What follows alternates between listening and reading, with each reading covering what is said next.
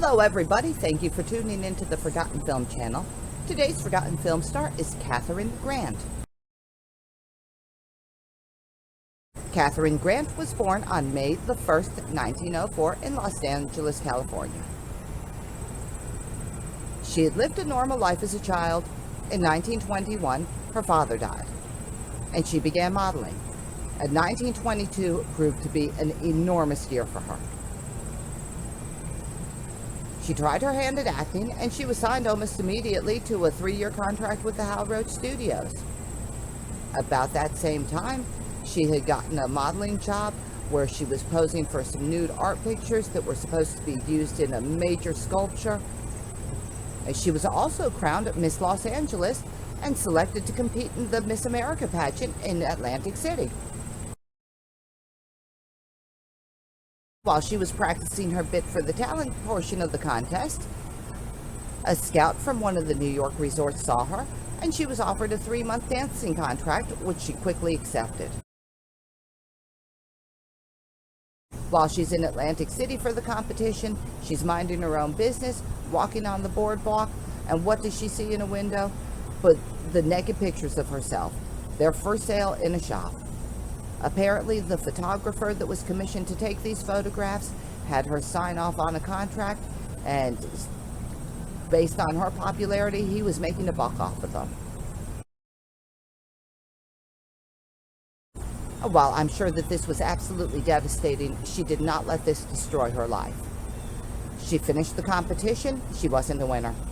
She fulfilled her contractual obligation at that New York resort, and when she got back to California, she went straight to the photography studio, asked for the pictures back, and was told no. And that actually made the situation worse. The photographer and his friends attempted to extort her. They threatened to give the photographs to the press unless she paid them off. So Katherine, being the brave girl she was, spoke out. She went straight to the police and brought that photographer to court.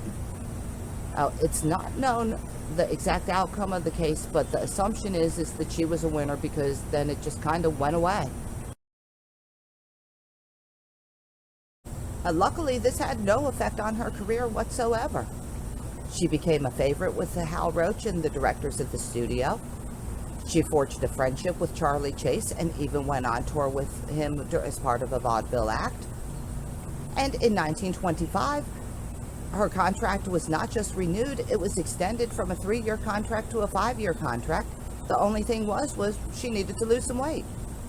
So she started dieting. On December the 8th, 1925, she was involved in a terrible accident. She was crossing the street in front of the studio, and she was hit by a car. The driver didn't even stop. Doctors examined her.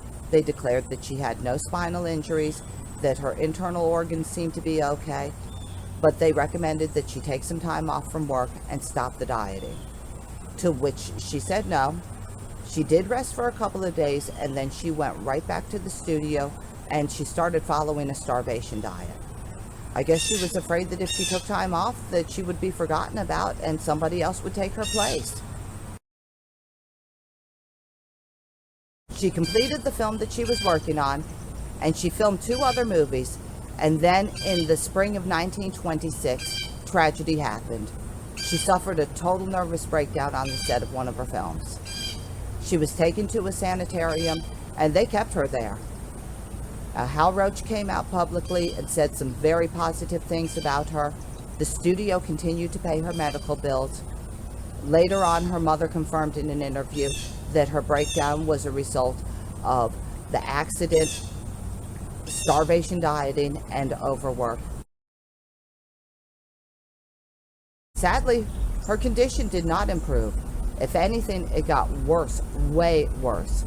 She was diagnosed with having a form of dementia. She needed round-the-clock care and became a permanent resident at the Patton State Hospital in San Bernardino, California, where she died of tuberculosis on April the 2nd, 1937, at the age of 32. She was buried in the Evergreen Cemetery, where she had nothing but a plot number, no headstone, until the year of 2016. when Jessica Keaton and a bunch of other silent movie fans were able to raise the funds. They had a headstone installed, and I just want to thank them for caring. During her 4-year career in the entertainment industry, Katherine Grant appeared in 53 films and comedy shorts. And what I have for you today on the Forgotten Film channel is the Our Gang classic from 1923, The Cobbler. Katherine Grant plays Mary's nursemaid. So I hope that you enjoy it, and I want to thank you for watching. Have a great today and a better tomorrow.